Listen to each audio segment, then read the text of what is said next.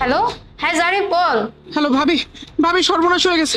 আলিফ ভাই তো অ্যাক্সিডেন্ট করছে, হাত পা একদম মানে ছিঁড়ে বেড়ে আমি হসপিটালের ঠিকানা পাঠিয়ে দিচ্ছি। কি বলছিস তুই? আমি এক্ষুনি আসছি, তুই একটু দাঁড়া।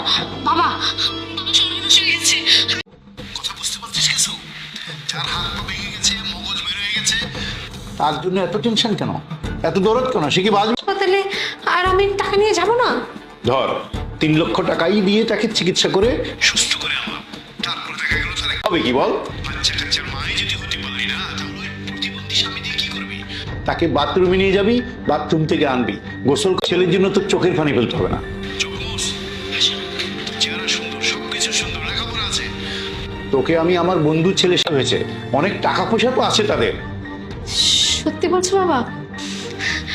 আমার আবার বিয়ে হবে, আমি আবার নতুন করে বিয়ে দেওয়ার সময় আমি 10টা গরু জমা দেবো, এলাকার সব মানুষই খাও, ধুমধাম করে তোর বিয়ে দেবো।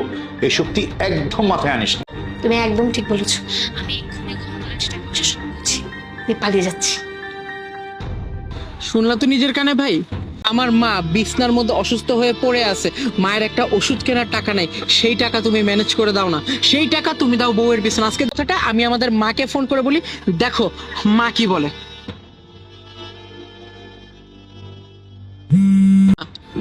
মা, আমার যে বড় ভাই আছে আলিফ ভাই, আলিফ ভাই তো অ্যাক্সিডেন্ট করে একদম বেডে শুয়ে আছে, মগজ টগজ বের হয়ে দাও না।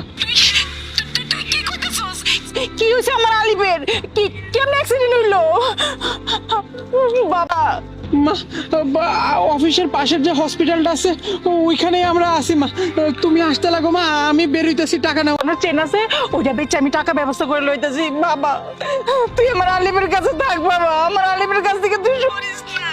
তোমার বউ বললো যে আরেকজনের সাথে সে বিয়ে বসবে, তার বাবাও সেটাতে সাই দিল। আর মা, তার কাছে ওষুধ খাওয়ার মতো টাকা নেই, সে বললো 2-3 আমার পোলারে তুমি আল্লাহ বাঁচায় দিও, আল্লাহ আমার পোলারে বাঁচায়।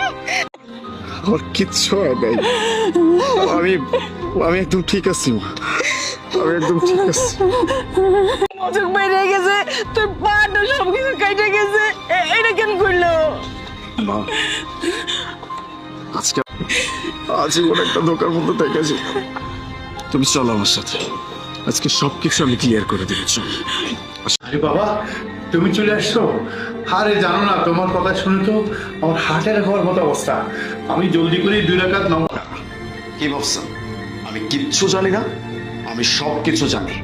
এই যে নাটক করতেছেন, এই নাটকগুলো বন্ধ করেন। এটা আবার আমাকে প্রশ্ন করতেছেন? নিজেদের স্বার্থের জন্য আমাকে কাছে টেনে নিছিলেন, আবার যখন স্বার্থ ফুরায় গেছে তখন আমার অবস্থা খুবই খারাপ। তখন কি বলছিলেন আপনারা? আমি নিজের কানে সবকিছু শুনছি। এই ছিল আপনাদের মনে, তাই না? আপনার আর ওরা ওরা আমার পর, কিন্তু আসলে কি হলো আলটিমেটলি?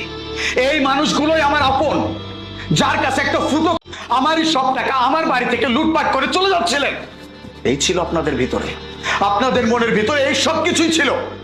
বাবা, তোমার জন্য 2 রাকাত নফল নামাজও পড়েছে, এখনই তো আমরা টাকা পয়সা নিয়ে হাসপাতালের দিকেই যাচ্ছিলাম।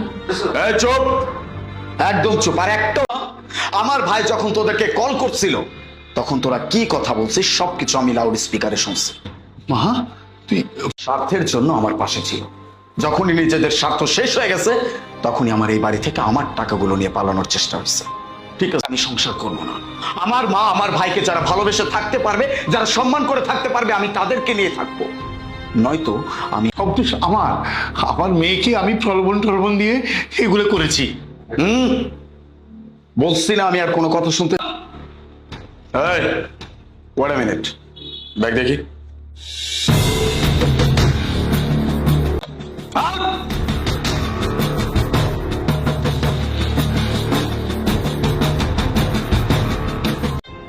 আজকের পর থেকে আমি তোমাদের সাথে আর কোনো রকম অন্যায় করবো না, না তোমার সাথে কোনো খারাপ আচরণ করবো।